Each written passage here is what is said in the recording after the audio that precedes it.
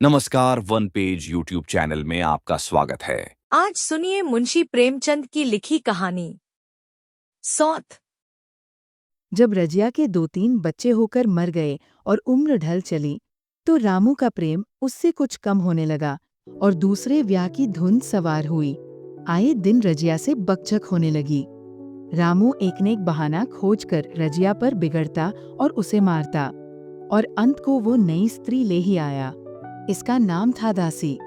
चंपई रंग था, बड़ी बड़ी आंखें, जवानी की उम्र, पीली कुंशागी रजिया भला इस नवयवना के सामने क्या जांचती।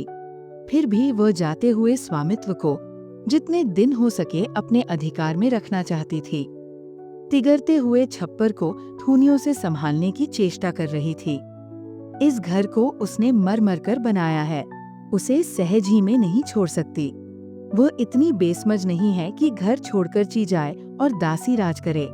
एक दिन रजिया ने रामू से कहा, मेरे पास साड़ी नहीं है, जाकर ला दो। रामू उसके एक दिन पहले दासी के लिए अच्छी सी चुंदरी लाया था।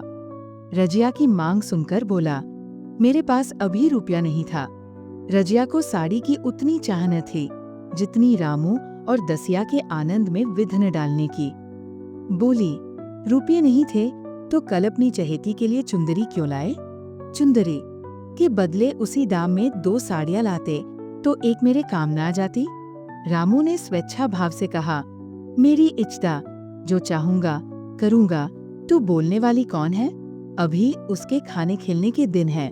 तू चाहती है उसे अभी से नून तेल की चिंता में डाल दूं। ये मुझसे न होगा। तुझे ओढ़ने पहनने की साध है तो काम कर। भगवान ने क्या हाथ पैर नहीं दिए। पहले तो घड़ी रात उठकर काम धंधे में लग जाती थी, अब उसकी डाह में पहर दिन तक पड़ी रहती है। तो रुपए क्या आकाश से गिरेंगे? मैं तेरे लिए अपनी जान थोड़े ही दे दूंगा। रजिया ने कहा, तो क्या मैं उसकी लौंडी हूँ कि वह रानी की तरह पड़ी रहे और मैं घर का सारा काम करती रहूं? इतने दिनों छाती फाड़कर काम किया, उसका ये फल मिला, तो अब मेरी बला काम करने आती है। मैं जैसे रखूंगा वैसे ही तुझे रहना पड़ेगा। मेरी इच्छा होगी रहूंगी, नहीं अलग हो जाऊंगी। जो तेरी इच्छा हो कर, मेरा गला छोड़। अच्छी बात है, आज से तेरा गला छोड़ती हूँ। समझ लूंगी विधवा हो गई। रामू दिल में इतना तो समझता था कि ये गृहस्थी रजिया की जोड़ी हुई है, चाहे उसके रूप में उसके लोचन विलास के लिए आकर्षण न हो। संभव था कुछ देर के बाद वह जाकर रजिया को मना लेता, पर दासी भी कूटनीति में कुशल थी। उसने गम्र लोहे पर चोटें जमाना शुरू की। बोली, आज देवी की किस बात पर बिगड़ रही थी? रामू ने उदास मन से कहा, तेरी चुंदरी के पीछे रजिया महाभारत मचाए हुए है। अब कहती है अलग रहूंगी। मैंने कह दिया, तेरी जरे इच्छा होकर। दसिया ने औंखें मटकाकर कहा, ये सब नखरे हैं कि आकर हाथ पांव जोड़े, मनावन करें और कुछ नहीं। तुम चुपचाप बैठे रहो, 2-4 दिन में आप ही गर्मी उतर जाएगी। तुम कुछ बोलना नहीं, उसका मिजाज और आसमान पर चढ़ जाएगा। रामू ने गंभीर भाव से कहा, दासी, तुम जानती हो वह कितनी घमंडिन है। वह मुंह से जो बात कहती है उसे करके छोड़ती है। रजिया को भी रामू से ऐसी कृतघ्नता की आशा न थी। वह जब पहले की सी सुंदर नहीं, इसलिए रामू को अब उससे प्रेम नहीं है। पुरुष चरित्र में यह कोई असाधारण बात न थी, लेकिन रामू उससे अलग रहेगा, इसका उसे विश्वास आन आता था। ये घर उसी ने पैसा जोड़े कर बनवाया, गृहस्थी भी उसी की जोड़ी हुई है, अनाज का लेन देन उसी ने शुरू किया। इस घर में आकर उसने कौन कौन से कष्ट नहीं झेले, इसीलिए तो कि पौरुख थक जाने पर एक टुकड़ा चैन से खाएगी और पड़ी रहेगी। और आज वह इतनी निर्दयता से दूध की मक्खी की तरह निकालकर फेंक दी गई। रामू ने इतना भी नहीं कहा, तू अलग नहीं रहने पाएगी। मैं या खुद मर जाऊंगा या तुझे मार डालूंगा, पर तुझे अलग न होने दूंगा। तुझसे मेरा ब्याह हुआ है, हंसी ठट्ठा नहीं है। तो जब रामू को उसकी परवाह नहीं है, तो वह रामू को क्यों परवाह करे? क्या सभी स्त्रियों के पुरुष बैठे होते हैं? सभी के माँ बाप बेटे पोते होते हैं। आज उसके लड़के जीते होते तो मजाल थी कि ये नई स्त्री लाते और मेरी ये दुर्ती करते। इस निदयी को मेरे ऊपर इतनी भी दया न आई। नारी हृदय की सारी परवशता इस अत्याचार से विद्रोह करने लगी। वही आग जो मोटी लकड़ी को स्पर्श भी नहीं कर सकती, फूस को जलाकर भस्म कर देती है। दूसरे दिन रजिया एक दूसरे गांव में चली गई। उसने अपने साथ कुछ न लिया। जो साड़ी उसकी देह पर थी वही उसकी सारी संपत्ति थी। विधाता ने उसके बालकों को पहले ही छीन लिया था, आज घर भी छीन लिया। रामू उस समय दासी के साथ बैठा हुआ आमोद विनोद कर रहा था। रजिया को जाते देखकर शायद वो समझ न सका कि वह चली जा रही है। रजिया ने यही समझा। इस तरह तोरों की भांति वह जाना भी न चाहती थी। वह दासी को, उसके पति को और सारे गांव को दिखा देना चाहती थी कि वह इस घर से ढेले की भी चीज नहीं ले जा रही है। गांव वालों की दृष्टि में रामू का अपमान करना ही उसका लक्ष्य था। उसके चुपचाप चले जाने से तो कुछ भी न होगा। रामू उल्टा सबसे कहेगा। रजिया घर की सारी संपदा उठा ले गई। उसने रामू को पुकारकर कहा, संभालो अपना घर, मैं जाती हूँ। तुम्हारे घर की कोई भी चीज अपने साथ नहीं ले जाती। रामू एक क्षण के लिए कर्तव्य भ्रष्ट हो गया। क्या कहे उसकी समझ में नहीं आया। उसे आशा न थी कि वो यो जाएगी। उसने सोचा था जब वो घर ढोकर ले जाने लगेगी तब वो गांव वालों को दिखाकर उनकी सहानुभूति प्राप्त करेगा। अब क्या करे? दसिया बोली, जाकर गांव में ढिंढोरा पीट आओ। यहाँ किसी का डर नहीं है, तो अपने घर से ले ही क्या आई थी जो कुछ लेकर जाओगी। रजिया ने उसके मुंह न लगकर रामू ही से कहा, सनुते हो अपनी चहेती की बातें, फिर भी मुंह नहीं खुलता। मैं तो जाती हूँ, लेकिन दस्सो रानी तुम भी बहुत दिन राज न करोगी। ईश्वर के दरबार में अन्याय नहीं फलता। वह बड़े बड़े घमंडियों को घमंड चूर कर देते हैं। दसिया ठट्ठा मारकर हंसी, पर रामू ने सिर झुका लिया। रजिया चली गई। रजिया जिस नए गांव में आई थी वह रामू के गांव से मिला ही हुआ था, अतएव यहाँ के लोग उससे परिचित है। वो कैसी कुशल गृहिणी है, कैसी मेहनती, कैसी बात की सच्ची, ये यहाँ किसी से छिपा न था। रजिया को मजूरी मिलने में कोई बाधा न हुई। जो एक लेकर दो का काम करे, उसे काम की क्या कमी। 3 साल एक रजिया ने कैसे काटे, कैसे एक नई गृहस्थी बनाई, कैसे खेती शुरू की, इसका बयान करने बैठे तो पोथी हो जाए। संचय के जितने मंत्र हैं, जितने साधन हैं, वे रजिया को खूब मालूम थे। फिर अब उसे लाग हो गई थी, और लाग में आदमी की शक्ति का वारापार नहीं रहता। गांव वाले उसका परिश्रम देखकर दांतों उंगली दबाते थे। वह रामू को दिखा देना चाहती है, मैं तुमसे अलग होकर भी आराम से रह सकती हूँ। वो अब पराधीन नारी नहीं है, अपनी कमाई खाती है। रजिया के पास बैलों की एक अच्छी जोड़ी है। रजिया उन्हें केवल खली भूसी देकर नहीं रह जाती, रोज 2-2 रोटियां भी खिलाती है, फिर उन्हें घंटों सहलाती। कभी कभी उनके कंधों पर सिर रखकर रोती है और कहती है, अब बेटे हो तो पति हो तो तुम ही हो। मेरी जाल अब तुम्हारे ही साथ है। दोनों बैल शायद रजिया की भाषा और भाव समझते हैं। वे मनुष्य नहीं, बैल है। दोनों सिर नीचा करके रजिया का हाथ चाटकर उसे आश्वासन देते हैं। वे उसे देखते ही कितने प्रेम से उसकी ओर ताकते लगते हैं, कितने हर्ष से कंधा झुलाकर पर जुवा रखवाते हैं, और कैसा जी तोड़ काम करते हैं। ये वे लोग समझ सकते हैं जिन्होंने बैलों की सेवा की है और उनके हृदय को अपनाया है। रजिया इस गांव की चौधराइन है। उसकी बुद्धि जो पहले नित्य आधार खोजती रहती थी और स्वच्छंद रूप से अपना विकास न कर सकती थी, अब छाया से निकलकर प्रौढ़ और उन्नत हो गई है। एक दिन रजिया घर लौटी तो एक आदमी ने कहा, तुमने नहीं सुना चौधराइन, रामू तो बहुत बीमार है, सुना 10 लंघन हो गए हैं। रजिया ने उदासीनता से कहा, जुड़ी है क्या? जुड़ी नहीं, कोई दूसरा रोग है। बाहर खाट पर पड़ा था। मैंने पूछा, कैसा जी है रामू? तो रोने लगा, बुरा हाल है, घर में एक पैसा भी नहीं कि दवा दारू करें। दसिया के एक लड़का हुआ है, वह तो पहले भी काम धंधा न करती थी और अब तो लड़कोरी है, कैसे काम करने आए। सारी मार रामू के सिर जाती है। फिर गहने चाहिए, नई दुल्हन यो कैसे रहें। रजिया ने घर में जाते हुए कहा, जो जैसा करेगा आप भोगेगा। लेकिन अंदर उसका जी न लगा। वह एक क्षण में फिर बाहर आई। शायद उस आदमी से कुछ पूछना चाहती थी और इस अंदाज से पूछना चाहती थी मानो उसे कुछ परवाह नहीं है। पर वो आदमी चला गया था। रजिया ने पूर्व पश्चिम जा जाकर देखा, वो कहीं न मिला। तब रजिया द्वार के चौखट पर बैठ गई। इसे वे शब्द याद आए जो उसने 3 साल पहले रामू के घर से चलते समय कहे थे। उस वक्त जलन में उसने वो शाप दिया था। अब वो जलन न थी। समय ने उसे बहुत कुछ शांत कर दिया था। रामू और दासी की हीनावस्था अब ईर्ष्या के योग्य नहीं, दया के योग्य थी।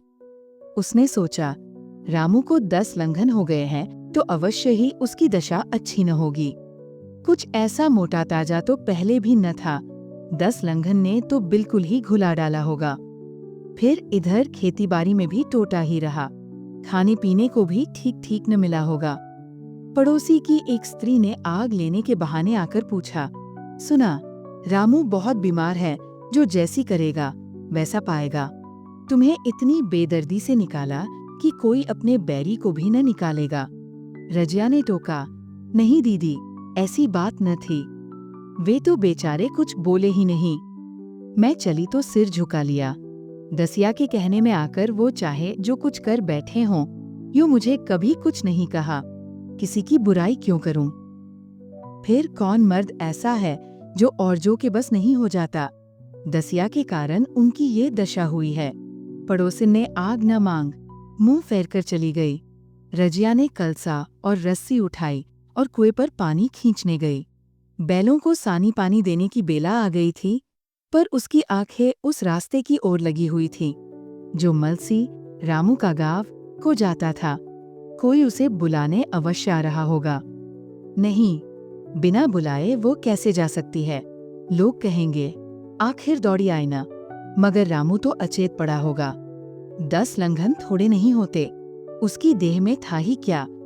फिर उसे कौन बुलाएगा? दसिया को क्या गरज पड़ी है? कोई दूसरा घर कर लेगी। जवान है, 100 गाहक निकल आवेंगे। अच्छा वह आ तो रहा है। हाँ, आ रहा है। कुछ घबराया सा जान पड़ता है। कौन आदमी है? इसे तो कभी मलसी में नहीं देखा। मगर उस वक्त से मलसी कभी गई भी तो नहीं। 2-4 नए आदमी आकर बसे ही होंगे। बटोही चुपचाप कुएं के पास से निकला। रजिया ने कलसा जगत पर रख दिया और उसके पास जाकर बोली, रामू महतो ने भेजा है तुम्हें? अच्छा तो चलो घर, मैं तुम्हारे साथ चलती हूँ। नहीं, अभी मुझे कुछ देर है। बैलों को सानी पानी देना है, दिया बत्ती करनी है। तुम्हें रुपए दे दूं, जाकर दसिया को दे देना। कह देना कोई काम हो तो बुला भेजें। बटोही रामू को क्या जाने, किसी दूसरे गांव का रहने वाला था। पहले तो चकराया, फिर समझ गया। चुपके से रजिया के साथ चला गया और रुपए लेकर लंबा हुआ। चलते चलते रजिया ने पूछा, अब क्या हाल है उनका? बटोही ने अटकल से कहा, अब तो कुछ संभल रहे हैं। दसिया बहुत रोधो तो नहीं रही है? रोती तो नहीं थी। वह क्यों रोएगी? मालूम होगा पीछे। बटोही चला गया तो रजिया ने बैलों को सानी पानी किया, पर मन रामू ही की ओर लगा हुआ था।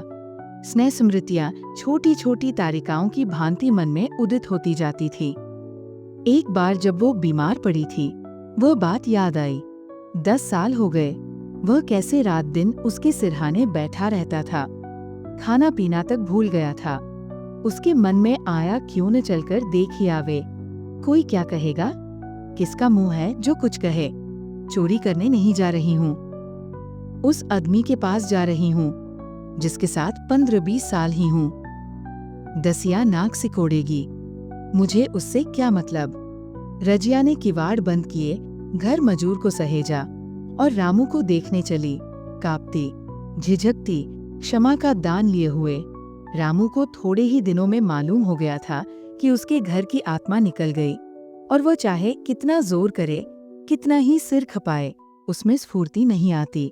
दासी सुंदरी थी, शौकीन थी और फूहड़ थी। जब पहला नशा उतरा तो ठाएं ठाएं शुरू हुई। खेती की उपज कम होने लगी और जो होती भी थी वो ऊटपटांग खर्च होती थी। ऋण लेना पड़ता था। इसी चिंता और शोक में उसका स्वास्थ्य बिगड़ने लगा। शुरू में कुछ परवाह न की। परवाह करके ही क्या करता, घर में पैसे न थे। अताइयों की चिकित्सा ने बीमारी की जड़ और मजबूत कर दी और आज 10-12 दिन से उसका दाना पानी छूट गया था। मौत के इंतजार में खाट पर पड़ा करा रहा था। और अब वह दशा हो गई थी जब हम भविष्य से निश्चिंत होकर अतीत में विश्राम करते हैं, जैसे कोई गाड़ी आगे का रास्ता बंद पाकर पीछे लौटे। रजिया को याद करके वो बार बार रोता और दासी को कोसता, तेरे ही कारण मैंने उसे घर से निकाला। वह क्या गई, लक्ष्मी चली गई। मैं जानता हूँ अब भी बुलाऊं तो दौड़ी आएगी, लेकिन बुलाऊं किस मुंह से। एक बार वह आ जाती और उससे अपने अपराध क्षमा करा लेती, फिर मैं खुशी से मरता। और लालसा नहीं है। सहसा रजिया ने आकर उसके माथे पर हाथ रखते हुए पूछा, कैसा जी है तुम्हारा? मुझ तो आज हाल मिला। रामू ने सजल नेत्रों से उसे देखा पर कुछ कह न सका। दोनों हाथ जोड़कर उसे प्रणाम किया, पर हाथ जुड़े ही रह गए और आँख उलट गई। लाश घर में पड़ी थी। रजिया रोती थी, दसिया चिंतित थी। घर में रुपए का नाम नहीं। लकड़ी तो चाहिए ही, उठाने वाले भी जलपान करेंगे ही। कफन के बगैर लाश उठेगी कैसे? 10 से कम का खर्च न था। यहाँ घर में 10 पैसे भी नहीं। डर रही थी कि आज गहन आफत आई। ऐसी कीमती भारी गहने ही कौन थे? किसान की बिसात ही क्या, 2-3 नग बेचने से 10 मिल जाएंगे। मगर और हो ही क्या सकता है। उसने चौधरी के लड़के को बुलाकर कहा, देवर जी, ये बेड़ा कैसे पार लागे? गांव में कोई धेले का भी विश्वास करने वाला नहीं। मेरे गहने हैं, चौधरी से कहो इन्हें गिरोह रखकर आज का काम चलाएं, फिर भगवान मालिक है। रजिया से क्यों नहीं मांग लेती? सहसा रजिया आंखें पोंछती हुई आ निकली। कान में भनक पड़ी। पूछा, क्या है जोखो, क्या सलाह कर रहे हो? अब मिट्टी उठाओगे कि सलाह की बेला है? हाँ, उसी का सरंजाम कर रहा हूँ। रुपए पैसे तो यहाँ होंगे नहीं, बीमारी में खर्च हो गए होंगे। इस बेचारी को तो बीच मंधार में लाकर छोड़ दिया। तुम लपक कर उस घर चले जाओ भैया, कौन दूर है, कुंजी लेते जाओ। मंजूर से कहना, भंडार से 50 रुपए निकाल दे। कहना, ऊपर की पटरी पर रखे हैं। वह तो कुंजी लेकर उधर गया। इधर दसिया राजों के पैर पकड़कर रोने लगी। बहनापे के ये शब्द उसके हृदय में बैठ गए। उसने देखा रजिया में कितनी दया, कितनी क्षमा है। रजिया ने उसे छाती से लगाकर कहा, क्यों रोती है बहन? वह चला गया, मैं तो हूँ। किसी बात की चिंता न कर। इसी घर में हम और तुम दोनों उसके नाम पर बैठेंगी। मैं वहाँ भी देखूंगी, यहाँ भी देखूंगी। धाप भर की बात ही क्या? कोई तुमसे गहने पाते मांगे तो मत देना। दसिया का जी होता था कि सिर पटक कर मर जाए। इसे उसने कितना जलाया, कितना रुलाया और घर से निकाल कर छोड़ा। रजिया ने पूछा, जिस के रुपए हों सूरत करके मुझे बता देना। मैं झगड़ा नहीं रखना चाहती। बच्चा दुबला क्यों हो रहा है? दसिया बोली, मेरे दूध होता ही नहीं। गाय जो तुम छोड़ गई थी वो मर गई, दूध नहीं पाता। राम राम, बेचारा मुरझा गया। मैं कल ही गाय लाऊंगी, सभी गृहस्थी उठा लाऊंगी। वहाँ कया रखा है।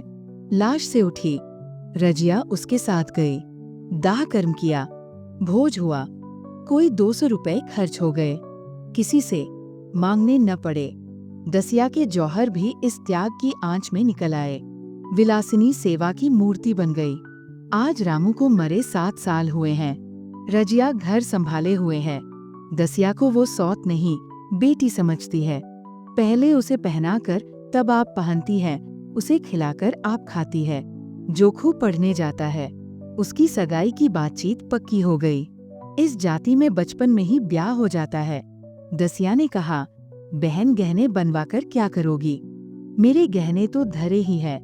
रजिया ने कहा, नहीं री, उसके लिए नए गहने बनवाऊंगी। अभी तो मेरा हाथ चलता है, जब थक जाऊं तो जो चाहे करना। तेरे अभी पहन्योने के दिन है, तू अपने गहने रहने दे। नाइन ठकुर सोहाती करके बोली। आज जोखू के बाप होते तो कुछ और ही बात होती। रजिया ने कहा, वे नहीं है तो मैं तो हूँ। वे जितना करते मैं उसका दूगा करूंगी। जब मैं मर जाऊं तब कहना जोखू का बाप नहीं है। ब्याह के दिन दसिया को रोते देखकर रजिया ने कहा, बहू, तुम क्यों रोती हो? अभी तो मैं जीती हूँ। घर तुम्हारा है, जैसे चाहो रहो। मुझे एक रोटी दे दो, बस। और मुझे क्या करना है? मेरा आदमी मर गया, तुम्हारा तो अभी जीता है। दसिया ने उसकी गोद में सिर रख दिया और खूब रोई। जी, तुम मेरी माता हो। तुम न होती तो मैं किसके द्वार पर खड़ी होती? घर में तो चूहे लौटते थे। उनके राज में मुझे दुख ही दुख उठाने पड़े। सोहाग का सुख तो मुझे तुम्हारे राज में मिला। मैं दुख से नहीं रोती, रोती हूँ भगवान की दया पर कि कहाँ मैं और कहाँ ये खुशहाली। रजिया मुस्कराकर रो दी। अगर आपको यह कहानी पसंद आई तो सब्सक्राइब करें और बेल आइकन दबाएं। अपने सुझाव कमेंट बॉक्स में बताएं। अगली कहानी तक शब्दों की दुनिया में डूबे रहे। धन्यवाद।